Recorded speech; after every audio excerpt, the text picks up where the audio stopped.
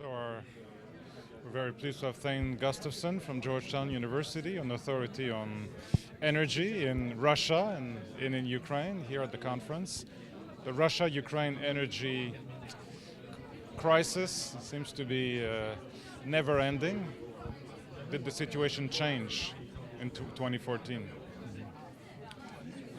In some respects, it's the same old crisis being reenacted again and again.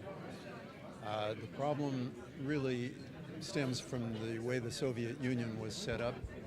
On the one hand, you have huge gas fields, you have huge pipelines and an export market to Europe. It was all developed as a single unit.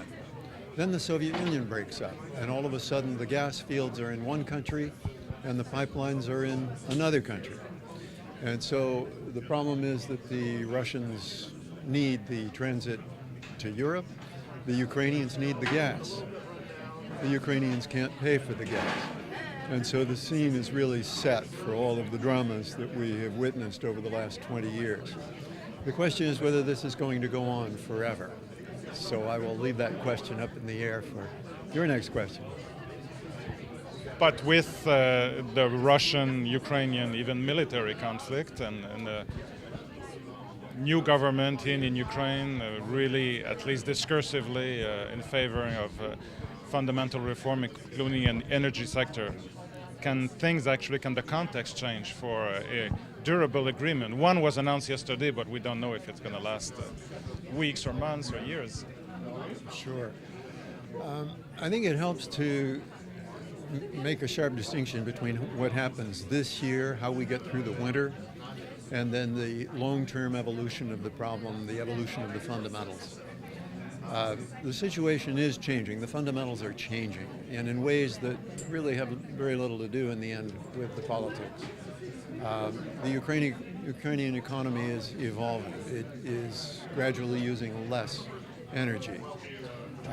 The European gas trade is evolving. There's less and less gas that goes through Ukraine. The dependence on Russian gas is going down. And so if you add all these things together, what you arrive at is that 5 or 10 years from now, a lot of the heat will have gone out of this problem because the Soviet legacy is gradually being liquidated.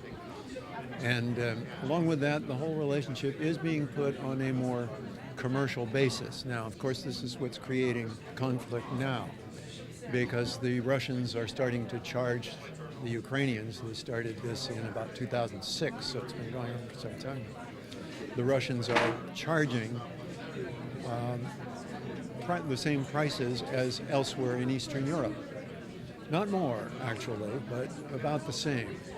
And the problem is the Ukrainians can't pay. So how do we deal with that? That's basically where we are. In your presentation, you said that energy gas consumption actually went down in the last several years in Ukraine, but was substituted with coal. And now we're having a major problem with coal. Well, that's right. As a result of the military action, a number of mines are now out of commission. A number of railroads have been knocked out.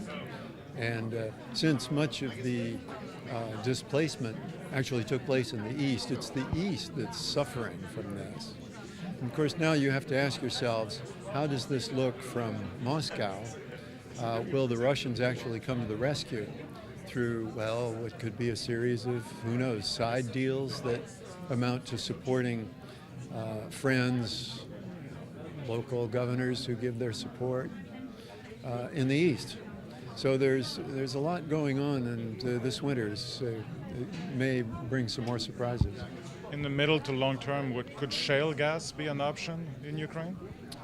Shale gas is very much a question mark. If you look at the U.S. story over the last 10 years, shale gas is something that little companies do best.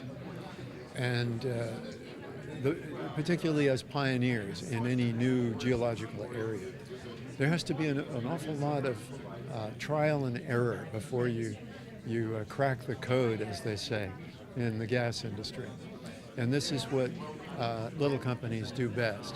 You have to be, you have to have the freedom to fail.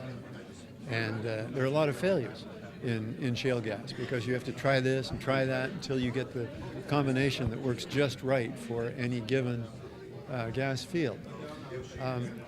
This is going to take some time, but above all, it requires a favorable investment climate. And at Ukraine's this moment, not there yet. It's not there yet. That's right. All right. Well, thanks so much for the interview and for coming down to the Danyliw Seminar. We're very honored to have you. It's a pleasure. Thank you for having me. Thank you, Thane.